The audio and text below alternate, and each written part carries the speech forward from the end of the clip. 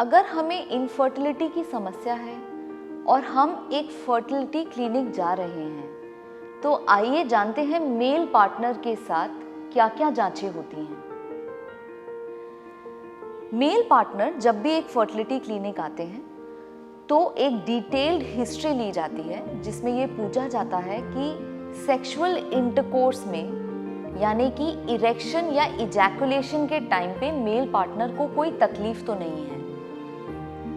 एक एंड्रोलॉजिस्ट द्वारा clinical examination भी किया जाता है और लास्ट में एक सीमन एनालिसिस का जांच किया जाता है, जिसमें आपके शुक्राणु की डिटेल्ड एनालिसिस होती है।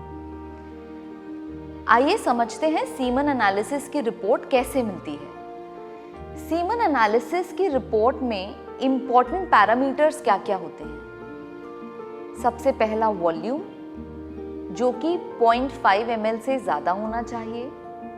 Number 2 is count of sperms, जो कि पर ml 16 मिलियन स्पर्म से ज़्यादा होना चाहिए। फिर है मोटिलिटी यानी कि हलन चलन क्षमता, जो लगभग 35 to 40% होनी चाहिए। And last but not the least is the morphology यानी कि shape of sperm. Her sperm का एक हेड होता है, बॉडी होती है और टेल होता है। 4% नॉर्मल स्पर्म्स यानी कि 4% स्पर्म्स जिनकी शेप नॉर्मल है, ये मिनिमम रिक्वायरमेंट है for a couple to have a natural pregnancy. अगर सीमन एनालिसिस की रिपोर्ट में कोई प्रॉब्लम आती है तो आपके डॉक्टर आपको कुछ हार्मोन टेस्टिंग एडवाइस कर सकते हैं। ये हार्मोन्स होते हैं LH, FSH और टेस्टोस्टेरोन। कभी कभी आपको हम एक अल्ट्रासाउंड एडवाइस करते हैं, जिसमें जो टेस्टिस है उसके आजू बाजू जो नसें हैं उनमें कोई स्वेलिंग तो नहीं है, यानी कि वैरिकोसील तो नहीं है, ये पता लगाना ज़रूरी होता है। समटाइम्स अगर वॉल्यूम ऑफ सीमन सैंपल कम है तो हम एक यूरिन एग्जामिनेशन भी करते हैं, क्योंकि कुछ पुरुषों में स्पेशली अगर उन्हें डायबिटीज़ है तो रेट्रोग्रेड इजैकुलेशन यानी कि इजैकुलेशन के टाइम स्पर्म्स यूरिनरी ब्लैडर या पेशाब की थैली में मूव तो नहीं कर रहे हैं, इसका टेस्ट किया जाता है।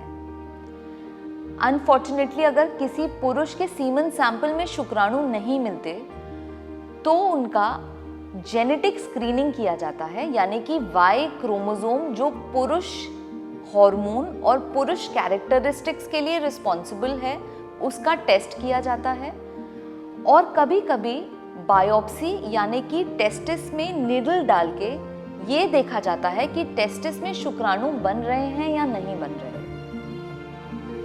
मेल इनफर्टिलिटी की समस्या बहुत ही ट्रीटेबल कॉज है। अगर सीमन सैंपल में कोई भी परेशानी पाई गई है तो असिस्टेड रिप्रोडक्टिव टेक्निक्स द्वारा फादर बनना पॉसिबल है। इसीलिए एक अच्छे फर्टिलिटी स्पेशलिस्ट से मिलिए और ड्रीम ऑफ पेरेंटहुड फुलफिल करिए।